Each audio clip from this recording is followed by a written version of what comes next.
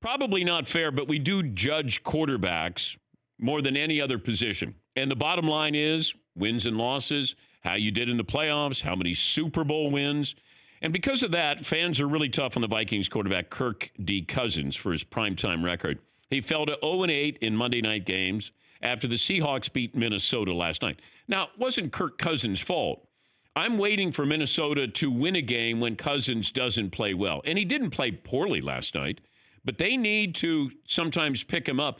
You know, we've seen that with some of these quarterbacks. The Chiefs did that with Patrick Mahomes this past week. He didn't play great. You know, Lamar Jackson didn't play great against the Niners, but they picked him up and they won those games. Minnesota hasn't done that. Those 4 losses, when Cousins hasn't played well, they haven't won those games.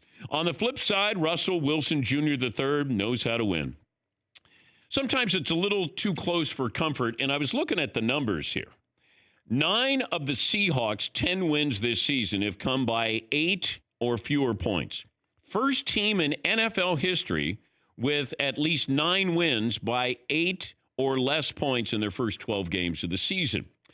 Conversely, you have my Chargers, who find a different way to lose all the time. They lose those close games. That's the difference. Here are the Chargers' 8 losses this season. 3 points, 7 points, 7 points, 7 points, 3 points, 2 points, 7 points, 3 points. That's the difference. Quarterback coaching, and, you know, we see this with Russell Wilson almost week in and week out. He's a Hall of Famer.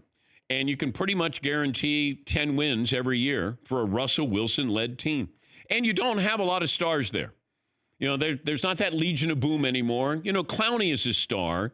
Your receivers are, you know, it feels like invitation only. You're not quite sure who they are. You need a program. You know, Tyler Lockett, we know. Metcalf got a lot of hype in the draft and the combine. But, you know, Hollister, Moore. So Russell Wilson is doing so, and they're leading with their running game. It's the same formula. They run. You got 2 running backs. Penny and Carson looked good last night. And I really think that they tired out the Vikings in the first half and took advantage of them in the second half. You're running for over 200 yards. Still comes down to Russell Wilson making a couple plays. And Seattle now is leading the NFC West, and the Niners fall down to the number 5 seed. And as far as the Vikings go, you know, if they don't pick it up here, I mean, you want to hold off the Rams, but you're going to be playing on the road starting the playoffs there. For more Dan Patrick Show, tune into Audience Channel 239 on DirecTV. Stream for free on BR Live or download the Dan Patrick Show app.